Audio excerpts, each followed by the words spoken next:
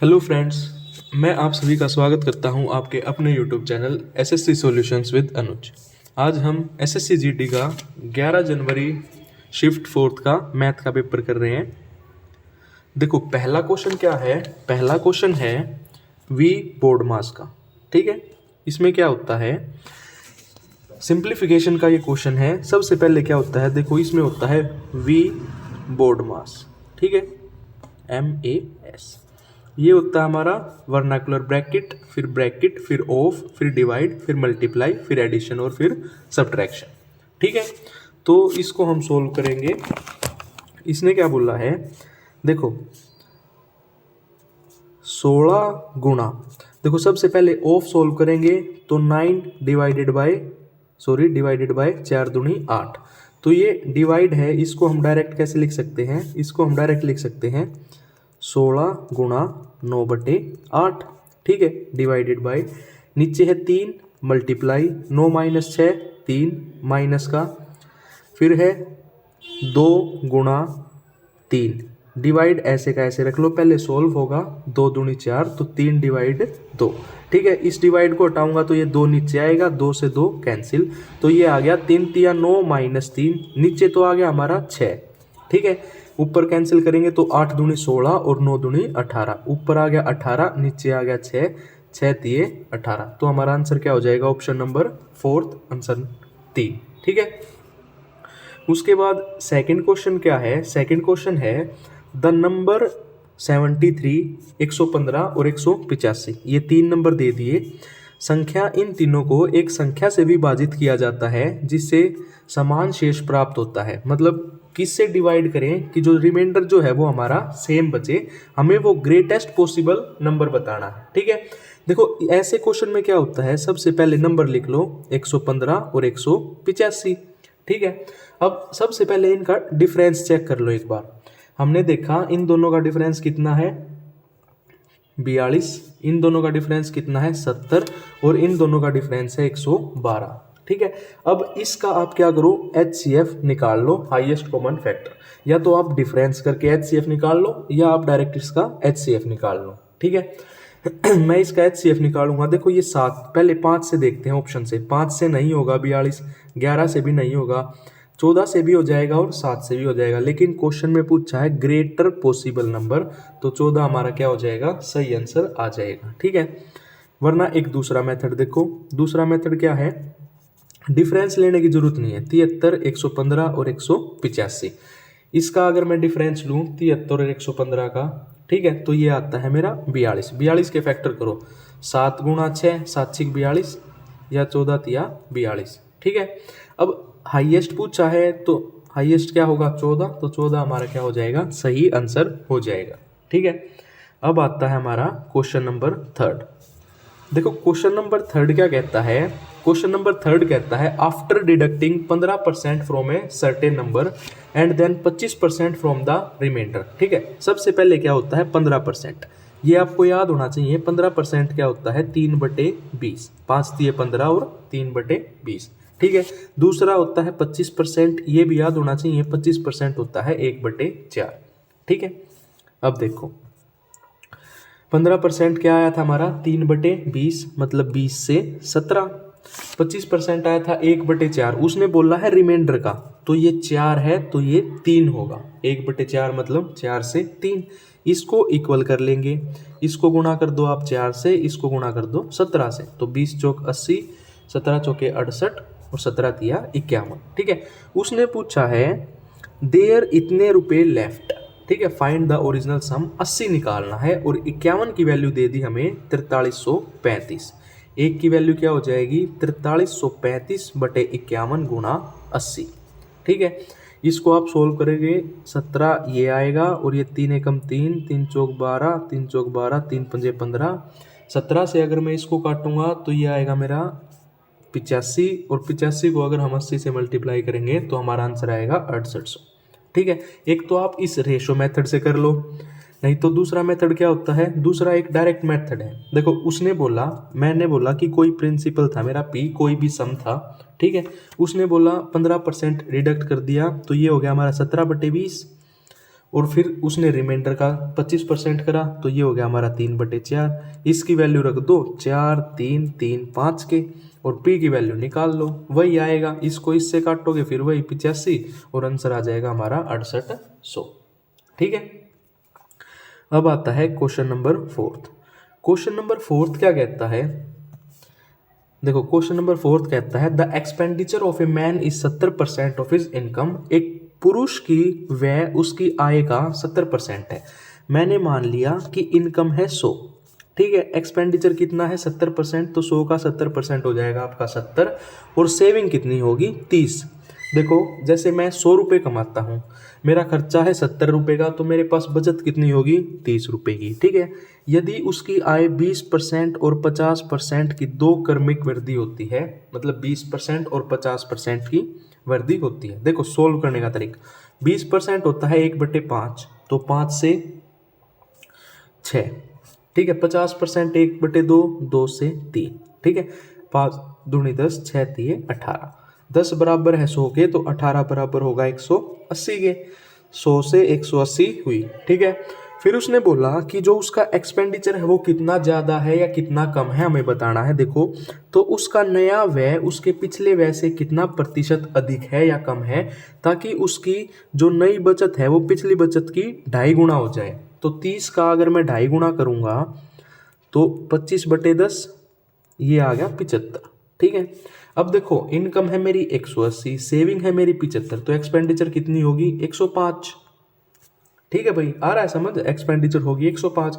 उसने बोला है कि जो हमारी अब की एक्सपेंडिचर है वो पिछली से कितनी कम या कितनी ज़्यादा। देखो कितनी ज़्यादा है, 35 ज़्यादा है, किससे 70 से, गुणा 100, 35 दूनी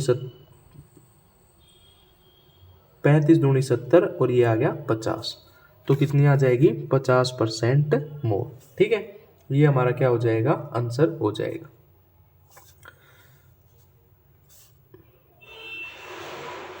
अब देखो नेक्स्ट क्वेश्चन। नेक्स्ट क्वेश्चन क्या है, इसने बोला है, देखो ये क्वेश्चन थोड़ा ध्यान से समझना। इसने बोला है एक वस्तु पर एक दुकानदार अंकित मूल्य पर 7.5% की छूट देता है। कोई अंकित मूल्य है, इसने बोला है मार्क प्राइस है x, कोई मेरा मार्क प्राइस है x, SP निकालेंगे हम, ठीक है। x पर वो कितना देता है 7.5% की छूट देता है। एक मिनट रुको, देखो उसने बोला है कि SP क्या होगा, मार्क प्राइस मतलब x, उस पर कितनी छूट दे रहा है 7.5% की। तो 100 में से अगर 7.5% की छूट देगा तो कितने में बेचेगा, 92.5/100, इतने पे ही तो बेचेगा।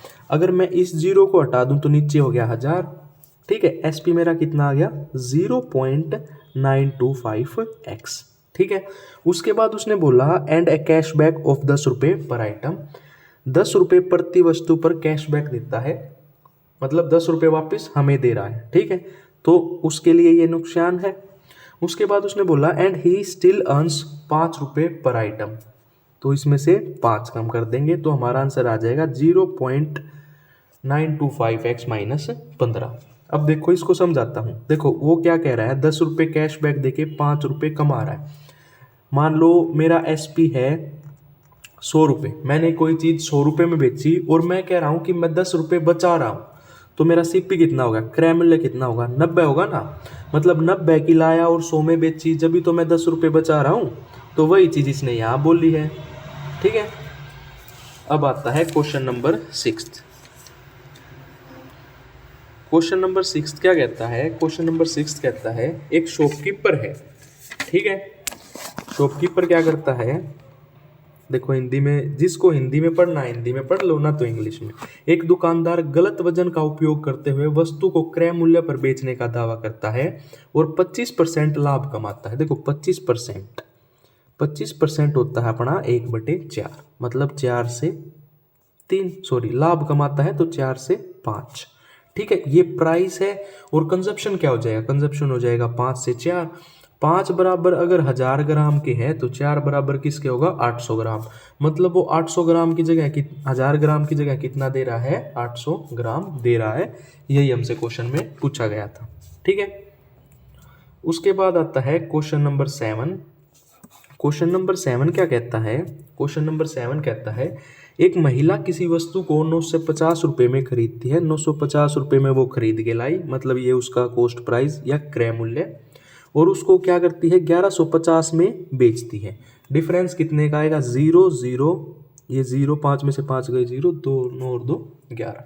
ठीक है, 200 का डिफरेंस कितने पे? 950 पे गुणा 100। एक 0 से एक 0 कैंसिल, 5 एकम 5, 5 निम 45, ये 20। हमारा आंसर आया 400/19। देखो अब इसने क्या किया, 400/19 आया है, तो ये लगभग 21 के आसपास होगा। अगर आप सोल्व करोगे तो 19 दूनी 38, 19 एकम 19.12। तो हमें अप्रोक्सीमेट नहीं बताना, हमने एग्जैक्ट बताना। तो ये कितना हो जाएगा? 21%। ठीक है, अब आता है क्वेश्चन नंबर 8। देखो क्वेश्चन नंबर 8 क्या कहता है? क्वेश्चन नंबर 8 कहता है कि अंकिता ने मूल मूल्य पर 10% छूट पर कुछ खिलौने खरीदे। 10% छूट का मतलब है 10% का मतलब है हमारा 10/100, और ये हो जाता है अपना 1/10, मतलब 10 की वस्तु 9 पर उसने खरीदी। ठीक है, the original price of each toy was 50। तो 10 बराबर 50 है, तो 1 बराबर 5 और ये बराबर 45। ठीक है, उसने बोला है if she made a total saving of 450। देखो एक टॉय पर वो कितने बचा रही है? 50 और 45, 5 बचा रही है, तो 450 की टॉयज पर बचाएगी, तो 450/5, 5 निम 45, 90। तो 90 टॉयज पर बचाएगी। ठीक है, अब आता है अपना क्वेश्चन नंबर 9। देखो क्वेश्चन नंबर 9 क्या कहता है? क्वेश्चन नंबर 9 कहता है एक बैंक ब्याज को अर्धवार्षिक संयोजित करके 10% प्रतिवर्ष पर दर से चक्रवर्ती ब्याज प्रदान करता है। एक ग्राहक एक वर्ष में 1 जनवरी और 1 जुलाई को 3200 रुपये जमा करता है। देखो इसमें समझने की चीज़ क्या है, 1 जनवरी को उसने कितने रुपए जमा किए? 3200, और फिर उसने 1 जुलाई को कितने किए? 3200। अब समझने की चीज़ इतनी सी है कि जो ये 1 जनवरी को जमा किए हैं ना, इस पे तो आप ईयरली लेकर लगोगे। ठीक है, इस पे आपका ब्याज क्या लगेगा? सालाना, ईयरली। और इस पे मिलेगा आपको सिर्फ 6 महीने का, 6 मंथ्स का। ठीक है, आपने बस ये चीज़ याद रखनी है, इस पे मिलेगा आपको 6 मंथ का और इस पे मिलेगा आपको 1 साल का। ठीक है, अब देखो कैसे करेंगे। उसने बोला है 10% पर एनम। ठीक है, तो 10% पर एनम 1 साल का। ठीक है, तो अगर मैं बात करूं कंपाउंडेड हाफ ईयरली, ठीक है, हाफ ईयरली बोल रहा है, तो रेट अपनी क्या हो जाएगी? 10/2, 5%। ठीक है, अब 5% होगी रेट और टाइम हो गया डबल, तो 2 साल का आप निकालोगे 5 + 5 + 5 × 5/100 सक्सेसिव लगाएंगे तो ये अपना आ जाएगा 10.25%। ठीक है, कितना आ गया? 10.25%। अब 3200 का अगर मैं निकालूं 10.25, तो 2 0 पॉइंट हटाने के और 2 0% की, 2 0 से 2 0 गई।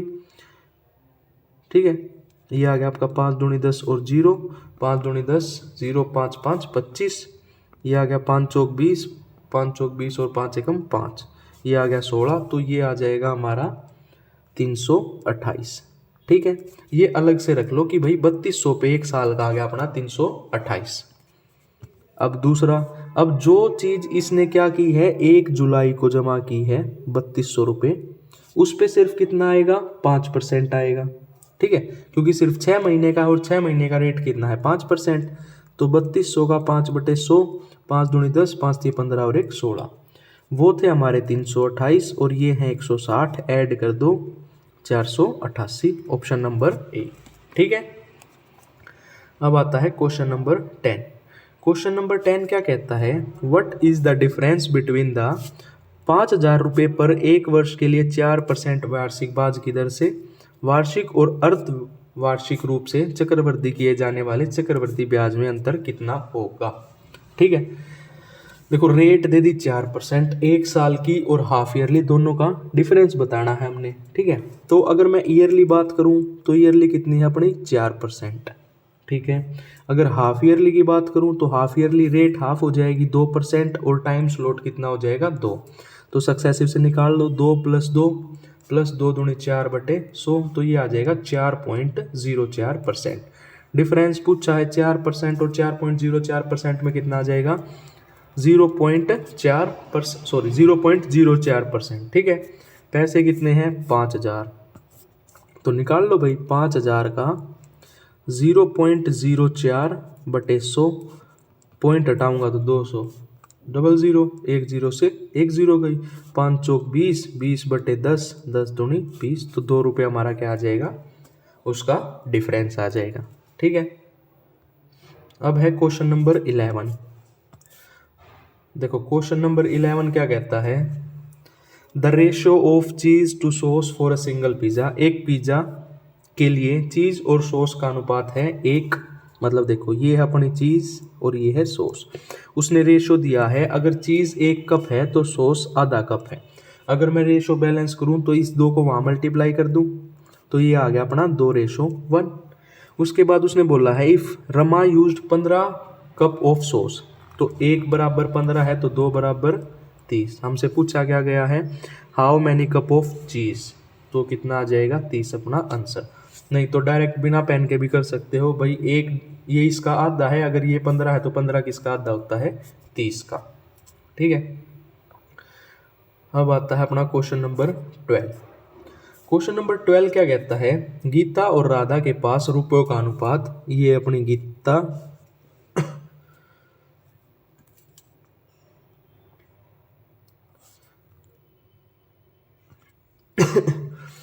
ये गीता और ये राधा, ठीक है, 7:15।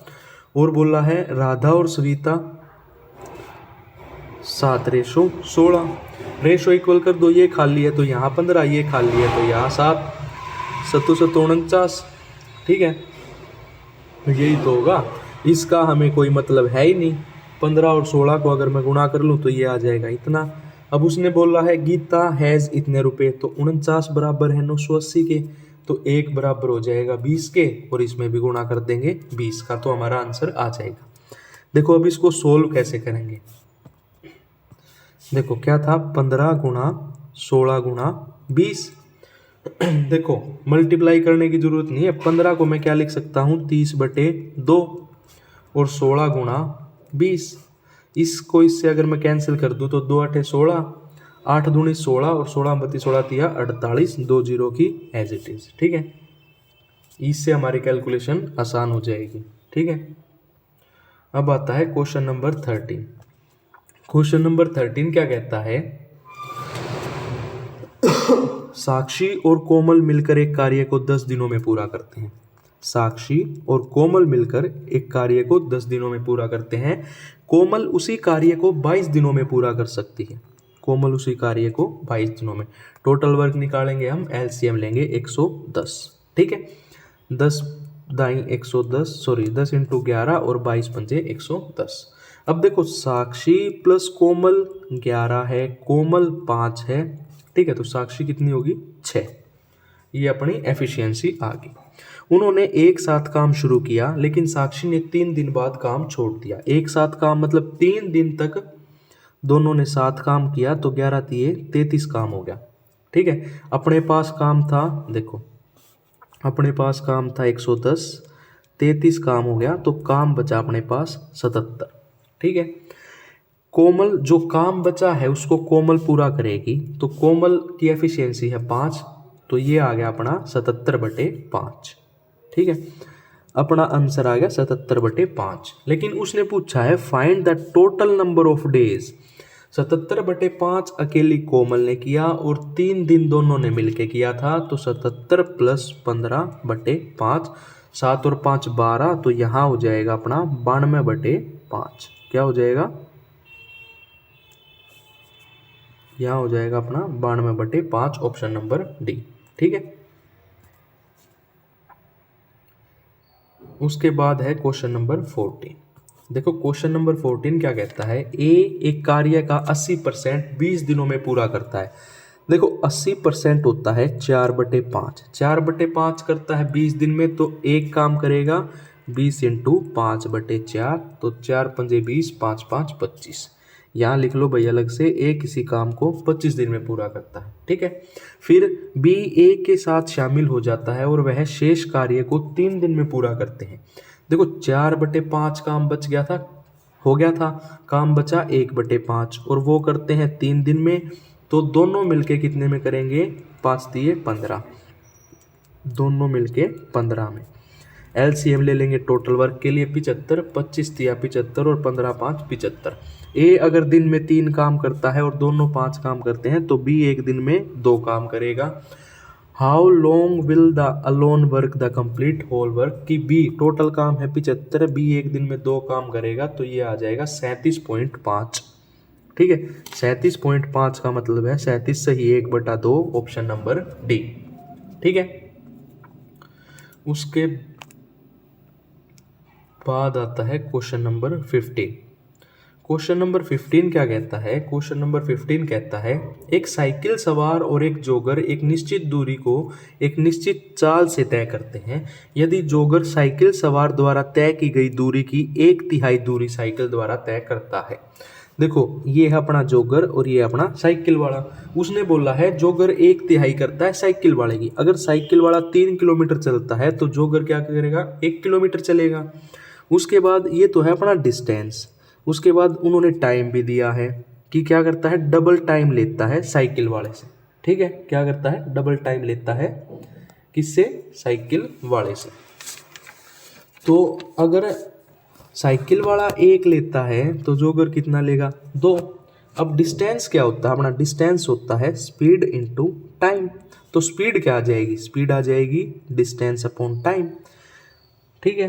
तो 1/2 डिस्टेंस अपॉन टाइम जॉगर का और 3/1 इसका, रेशो इक्वल करेंगे तो क्रॉस मल्टीप्लाई, ये आ जाएगा 1/6, 1/6 हमारा आंसर आ जाएगा।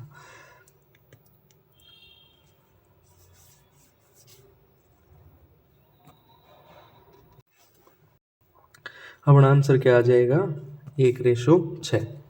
देखो एक चीज याद रखनी है, उसने पूछी है speed of jogger to cyclist, तो 1/6। अगर साइक्लिस्ट टू जॉगर पूछता तो 6/1, ठीक है। अब आता है क्वेश्चन नंबर 16। क्वेश्चन नंबर 16 क्या कहता है, क्वेश्चन नंबर 16 कहता है कि एक तेज लोकल ट्रेन है 60 किलोमीटर की यात्रा के लिए और एक धीमी लोकल ट्रेन है 30 मिनट कम समय लेती है। यदि धीमी लोकल ट्रेन की चाल तेज लोकल ट्रेन की चाल से 20 किलोमीटर कम है, ठीक है। देखो मैंने मान ली ये अपनी स्लो ट्रेन है, ये अपनी फास्ट ट्रेन है। अगर इसकी स्पीड s है तो इसकी स्पीड कितनी होगी, s+20, क्योंकि उन्होंने खुद बोला है कि भाई 20 मिनट कम है, इसकी कम है तो ये s+20 हो गया। हमें क्या निकालना है, if the speed of local train of this what is the speed of slow local train, ठीक है। हमें डिस्टेंस दे दिया गया है, तो डिस्टेंस क्या होता है, डिस्टेंस होता है s1 into s2 upon s1 minus s2, क्योंकि हमें डिफरेंस दे रखा है, into delta T. Delta T का मतलब होता है हमारा टाइम डिफरेंस। तो इसको सोल्व करेंगे, देखो कैसे, s1 कितना है अपना s और s2 कितना है s+20, ठीक है, अपॉन डिफरेंस कितना है 20 मिनट का, 60 किलोमीटर डिस्टेंस दे रखा है और डेल्टा टी कितना है 30 मिनट, मतलब 30/60, ये आ गया अपना 1/2। तो 20 दूनी 40, 60 इंटू 40 बराबर है s इंटू s+20। अब इस s को ऑप्शन से सोल्व कर लो, देखो ये आ गया 240। अगर मैं इसको 40 रखूं तो 40 इंटू ये कितना हो जाएगा, 40 इंटू 20, तो यही चीज़ सेम आ गई ना। तो स्पीड क्या हो जाएगी 40। आपसे पूछिए स्लो ट्रेन की तो 40, अगर फास्ट की पूछता तो 20 ऐड कर देते, 40 + 20 60, ठीक है। अब है क्वेश्चन नंबर 17। इसने बोला है देखो एवरेज स्पीड निकालनी है, औसत चाल। औसत चाल क्या होती है, total distance upon total time. Average speed क्या होती है, total distance upon total time. 20 mile bicycle और 10 माइल, ठीक है, टोटल होगी 30 डिवाइडेड बाय, इसने लिए 2 घंटे 30 मिनट, इसने लिया 1 घंटा 15 मिनट, तो टोटल हो गया अपने पास 3 घंटे 45 मिनट। 45 मिनट को आवर में चेंज करूंगा, 45/60, 15 × 45, 15 × 4 = 60, 4 × 12 और 3 = 15, ऊपर चला गया 4, 15 दूनी 30, 4 दूनी 8, ऑप्शन नंबर डी। ठीक है, उसके बाद आता है अपना क्वेश्चन नंबर 18। क्वेश्चन नंबर 18 क्या कहता है, एक पर्सन है वो ट्रैवल करता है एक प्लेस से दूसरी प्लेस पर। एक व्यक्ति एक स्थान से दूसरे स्थान तक 180 किलोमीटर की चाल से करता है, उसी मार्ग से 240 किलोमीटर की चाल से वापस आता है। यदि 6 घंटे लेता है तो एवरेज या डिस्टेंस बताइए। डिस्टेंस क्या होता है, एक्स वाई, मतलब 180 इंटू 240। अगर टोटल टाइम दे रखा है तो x प्लस वाई, 180 प्लस 240, और टोटल टाइम है 6 घंटे। इसको सोल्व कर दो, 180 इंटू 240, और 180 और 240 को ऐड करूँगा 420 इंटू 6, 6 सत्ते 42, 70, 0 से 0 गई। आपका आंसर आ जाएगा 617.14 किलोमीटर। ठीक है, अब आता है अपना क्वेश्चन नंबर 19। क्वेश्चन नंबर 19 क्या कहता है, maximum length of a rod that can be kept in cubical. ठीक है, जब भी मैक्सिमम लेंथ पूछी जाए तो डायगोनल निकलता है, और डायगोनल होता है अंडर रूट एल का स्क्वायर प्लस बी का स्क्वायर प्लस एच का स्क्वायर। 10 का स्क्वायर 100, 6 का स्क्वायर 36, 8 का स्क्वायर 64, इसका रूट कर दोगे तो ये आएगा 200 का रूट, और ये आ जाता है अपना 10 रूट 2। ठीक है, ये अपना 10 रूट 2। अब है क्वेश्चन नंबर 20 और अपना लास्ट क्वेश्चन। देखो लास्ट क्वेश्चन क्या कहता है, इसने बोला है एक घनाभ की लंबाई, चौड़ाई और ऊंचाई है 24, 18, 12। छोटे घन बनाने के लिए इसे पिघलाया गया। एक चीज हमेशा याद रखना, जब भी किसी चीज को पिघला के दूसरी चीज बनाते हैं तो वॉल्यूम इक्वल होती है। ठीक है, क्यूबॉइड की वॉल्यूम होती है LBH, मतलब 24 इंटू 18 इंटू 12। ठीक है, किसके इक्वल होगी, क्यूब की होती है A क्यूब, तो डिवाइड कर दो 6 इंटू 6 इंटू 6, 6 चौक 24, 6 तिये 18 और 6 दूनी 12, 4 तिये 12, 12 दूनी 24, तो कितने बनेंगे, 24 हो गए नंबर ऑफ क्यूब्स। ठीक है, ये हमारा SSCGD का 11 जनवरी की शिफ्ट 4 हुई कंप्लीट। अगर आपको वीडियो अच्छी लगी हो तो वीडियो को लाइक करें, चैनल को सब्सक्राइब करें। धन्यवाद।